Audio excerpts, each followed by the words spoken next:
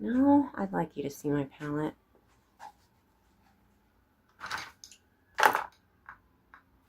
It's important to have your palette, colors, everything in a position for easy access while you work. I don't typically like to do watercolor in the studio as much as I do oil, so my setup is really geared towards oil in my studio. But it's been kind of nice to pull this stuff out again. My watercolor work professionally has been in other studios, so I usually have my stuff packed up like you guys. It's nice to be able to spread this stuff out in here. And I hope you found somewhere, a little corner in your house, your home, or somewhere where you feel safe that you can spread your tools out and really practice. You know, I love the way the universe works. I didn't even mean to do this, but my paint all landed like almost in a rainbow. Green went somewhere else, but actually it went with red. That's its bestie, so.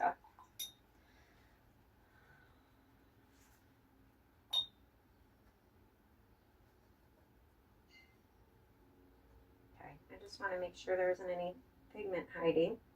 Pour myself a little puddle. Can you see it? Kinda. Sorry. Maybe if I angle my camera or whatever. If you don't know how to mix paint by now, girl. Look, here is some Prussian blue.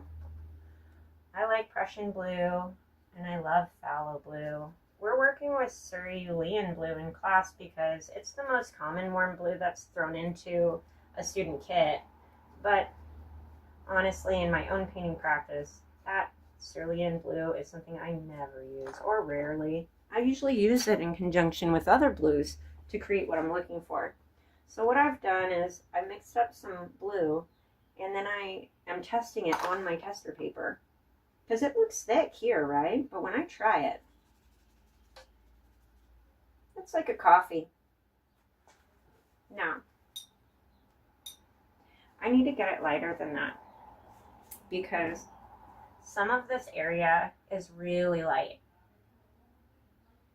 Also, I can see that where the warm red creates shadow is very soft.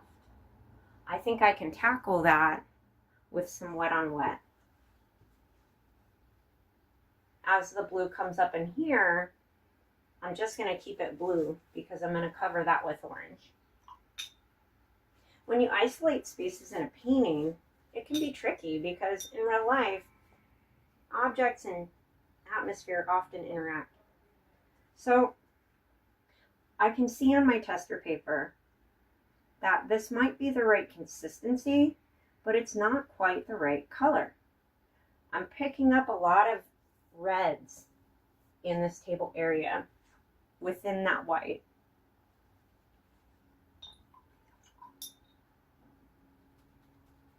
And it's kind of ugly. So I think that's going to be a warm red. Because we know when we throw some cool red in, other things happen. It's my hunch that the shadows on the paper have that because they interact with the orange. So now what I did is on the side, before I make any kind of big puddle of this shadow color, I'm playing around with some warm red, some warm blue,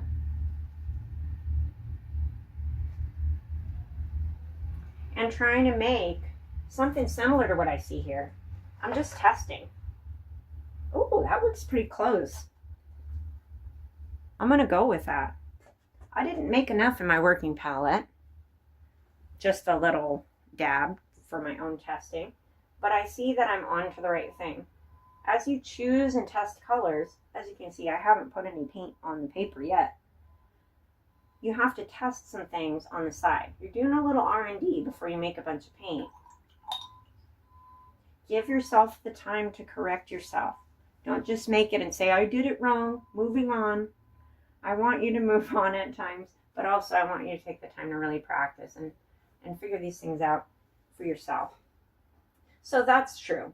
I've got a nice shadow here, but there's something else going on in this area that is not warm blue. It's cool blue. So I'm going to get a little bit of clear water, a little bit of ultramarine.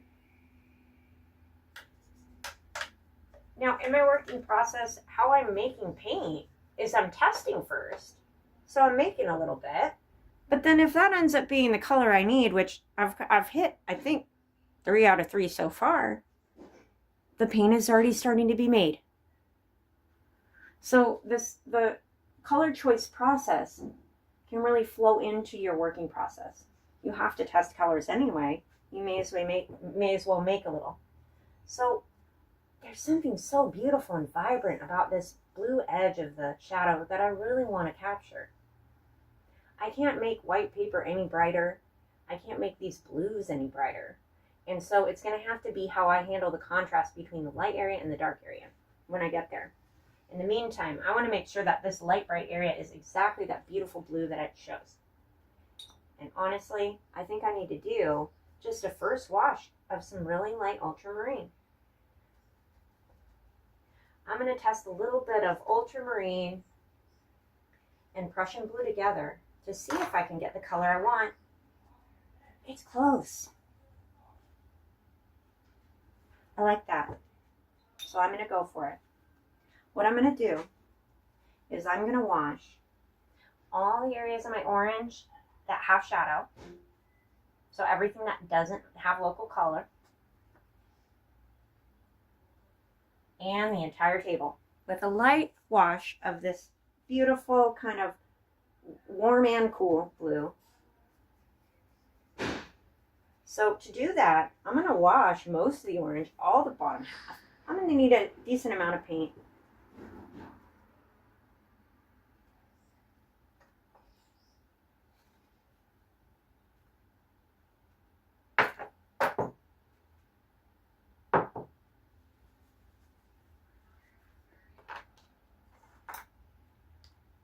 I need it to wash down and create a bead too, because I really want a nice smooth layer. So when I think about that, I see I've got kind of a skinny area here, gets a little bit bigger. It's going to create kind of a crescent moon shape as it comes back down. If I washed it long ways, it could really get messed up. But if I washed it to the side, I could start small, fill in this whole area, get my little crescent, and finish it down. So I think that's going to be the process that I'm going to take. Now, you know washing is fast. There's a lot to think about. You got to keep moving. You can't stop. This is the Me Llamo Apúrate part of watercolor. Keep moving. My name is Hurry Up. So I want to make a really nice light wash for this because I'm just going to bring up a little bit of value and create this beautiful blue that I love in this photo. Get my other brush out of my way. I need a little more pigment than what I've got from my testing. So I'm adding some ultramarine. Oh no, my tester paper is full. Let me find another. I'm just going to use the back of an old one that I'm not using anymore.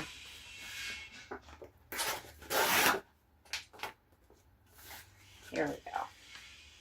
I had an old tester paper on there. But what's cool is the back of this is also stretched, so I don't need to worry about it. So now I'm doing a little more comparison between the photo and the wash I've made. That wash is too light. It's also not warm enough. So I'm going to grab a little bit more Prussian blue. Ooh, it's a lot. There we go.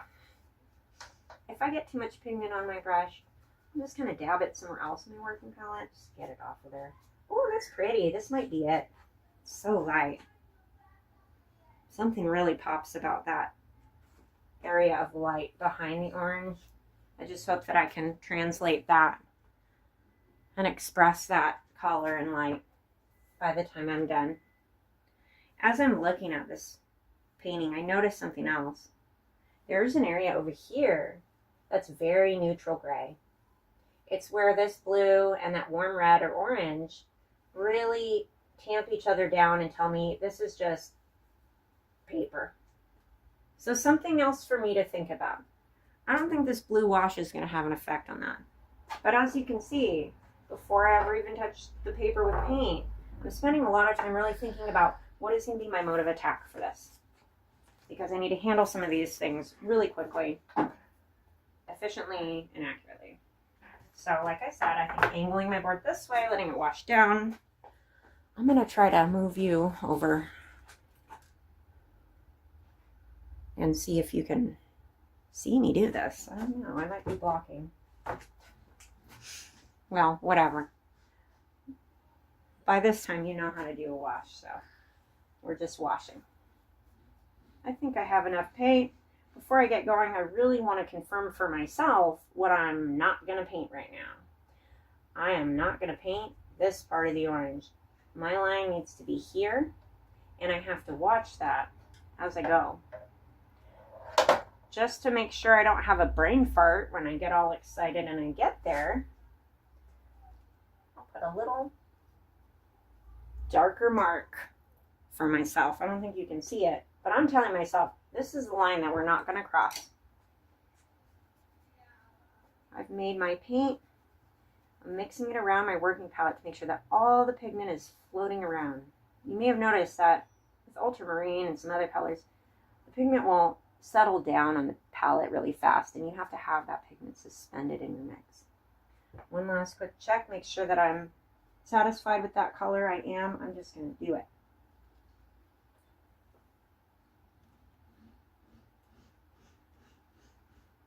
Start my bead.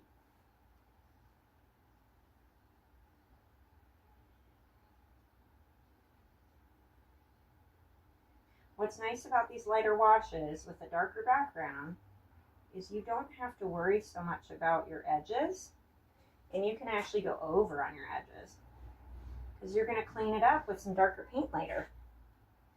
Keep that bead rolling. Now watch, I'm going to go all the way through the cast shadow. I'm not filling in spaces, you know. I think we get into like using markers and seeing watercolors, kind of an extension of that, filling in spaces when we color. It's not.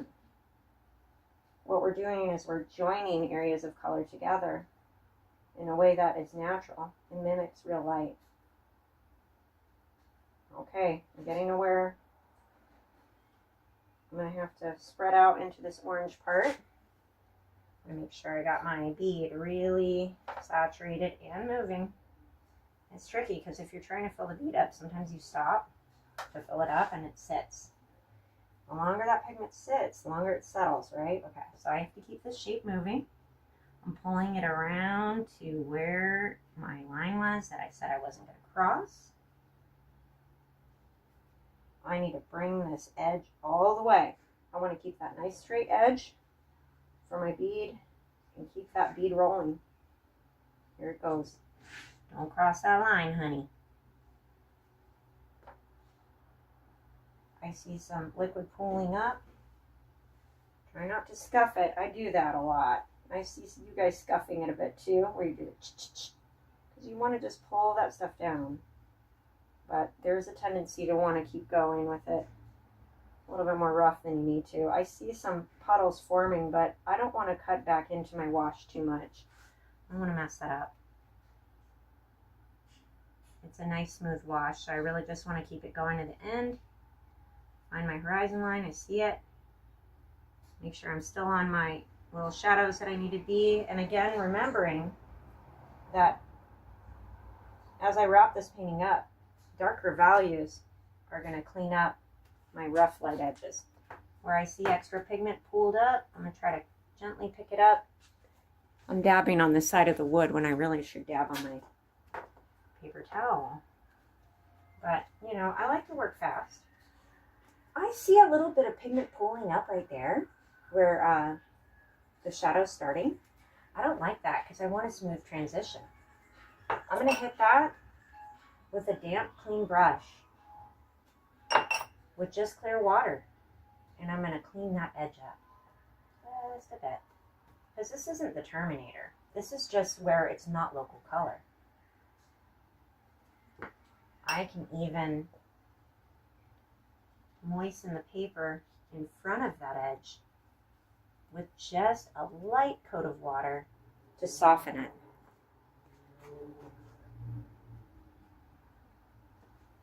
Lovely. This edge right here, there's a little extra pigment, but I can clean that up later, in a later wash. So for now, I'm going to try to pick up some of that liquid left behind on the other side. Because wherever pigment pools up, you're going to have darker value. Like what I'm getting right here. I'm using a clean, almost dry, very damp brush to try to tap out some of that extra pigment I don't want to see.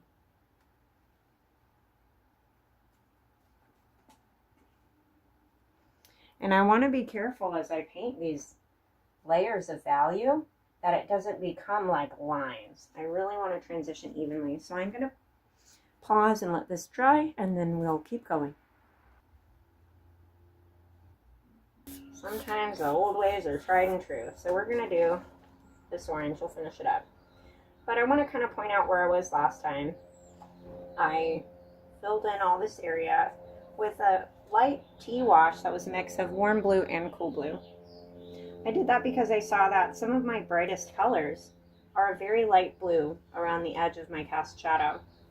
I noticed that that blue transitions to a more neutral gray over here, but also this same kind of blue is a right complement for my orange. I think that all these colors bounce around together because the orange, this prominent bright sphere, is receiving a lot of light and bouncing it all around. So even my cast shadow, while normally it would reflect the color of the surface that it's on, is actually reflecting my orange itself. This contradicts what I said in class, that the local color is usually going to be in these different shadows. But for us, there's so much light bouncing that the reflected light, which I pointed out in our sketch, bounces off the table onto the orange and then down into the shadow itself. I love watching light and how it works. So I've got my wash brush still in my hand, but I think I'm going to need something a little bit finer for these next parts. What I really would like to do is start to develop some of the darker values. Now, I'm doing this in a really light blue wash, so that way when I do some orange on top of it, I'm not going to get bleeding in a way that ruins what I'm trying to do. So as I look at my source, I determine what's the next level of darkness. This shade is nice for the orange here. It doesn't seem to get much darker in that blue range. I'm kind of looking at this photo as if it were just, if all the orange had been saturated out, what blue would remain? So that area where our mid-tone changes from a 3, a 2 to a 3, 3.5, and then this very sharp terminator that shows us a kind of edge on the side of the fruit, but also curves around the shape of the orange. That's kind of what I want to flesh out next, that darkness in all of this and the cast shadow. So I'm just going to go for it. Let me find it on my paper. It's really hard to see the lines that I drew now, and I like that because I don't want the viewer to see them later. So starting from where the terminator is, I am just going to carve in another layer of shadow. I see I already kind of messed up my light area on the edge. I was trying to preserve right now, but I could probably clean that up. So I'm doing this as a wet on dry process because I want to get some real values growing. I'm getting a generous amount of paint and throwing a wash down on this whole area. And what I want to watch out for is that my working edge stays wet, but also that I'm being a little more careful about the edges of my shadow because I'm starting to develop another space. This is nice This edge is a little sharp, kind of like in my last wash. So I'm tapping my brush, I'm getting some clear water, but really dry. I don't want to pick anything up. I just want to soften this edge a little bit. Now, I know you're looking at this and you're saying, well, I do see a little bit of a difference, but it's still very light. We want to mess around with these undertones in the painting gently, so that when we put our thicker paint on top, these values show through in a way that is not overpowering.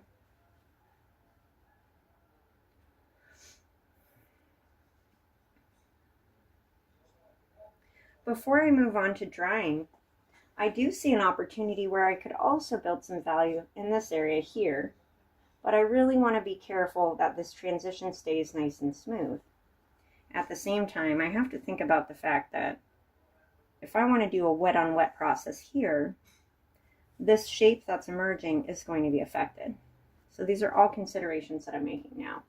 What I do know is that I want this shadow to be its own shape apart from this. So I'm giving it a little bit more darkness. I'm gonna pause the video and let this dry. Okay, hi, welcome back. Sorry if there was some weird cuts in the video. I paused it so it could dry in the sun. So now that I look at my second wash, I can see it was a missed opportunity for me. I should have beefed up that liquid just a little bit with a bit more pigment to get these a little darker. However, I don't think all is lost. I think I'm on a good track, because I can see that my reflected light is going to be lighter than my terminator area and my cast shadow. So I really needed to preserve some light area there. I'm trying to get as much done as I can in as few washes as possible because of the fragility of the paper. So whenever you plan a wash, you really want to think about if you're doing enough in that wash to get what you need done in the shortest amount of time. It's tricky though, because if you layer on paint too thick, if you try to bring that value up too fast in your complementary color, it'll bleed through in subsequent washes. These are some things to consider when you're underpainting, because you don't want to get in any trouble. So before I keep going with these blue shadow washes in my underpainting, I have to start to look at what really needs to darken up, and how can I do that in a way that I don't leave a lot of extra pigment on my paper that's going to make a problem for me later. I think these were both tea washes. That was nice. I'm going to need to beef this up to a thicker wash. So I still have the same puddle of paint that I've been working with. It's mostly ultramarine. There's a little bit of Prussian blue in there, but I did say that the warm blue is really the main shadow on the orange anyway. I think the same could be said for the cast shadow behind the orange as well. So where's my new tester? Here it is. I could just staple it down over the last one so I don't have to keep looking for it. There we go. Secured. Alright, let me check my camera. I want to make sure you can see what I'm doing as I'm talking. You're probably not going to see my paint mix. It's hard to get it all in the same shot. I apologize. I do see that my working palette's kind of resting at an angle, so I'm kind of trying to find the sweet spot where it can sit. You know, like when you go to the restaurant and the table is a little wonky. Put something under the leg. It's like that with your palette. You want a nice level surface. So I'm throwing a bunch of Prussian blue pigment into my mix. I really just have 2 blues on my palette right now. Whew, that's hot. It's interesting to see the 2 blues next to each other. Check their consistency, but also check their temperature. Those 2 blues together really make that cool blue with purple, which I like because on the table there's elements of kind of a violet thing going on. So we're tracking. I'm kind of scuffing the surface of my palette, which I don't think you can see that part, but I'm trying to make sure that all the pigment is in the mix. This is very light. I'm going to need to dump some pigment in there pronto. I'm going to get a little bit more ultramarine because that's the mix that I was using originally. And to kind of help myself, I'm going to try to angle my palette so all that whole puddle can just kind of stay in one spot. See if the tape will do it. Yeah, that's better. I really want to, sorry, that was a lot of me doing nothing on camera, but I really want to try to get my working palette to give me a little corner or a little spot where I can make sure all that pigment is together, it's swirling around, it's not getting stuck on other parts of the paper. Okay, starting to build a little bit more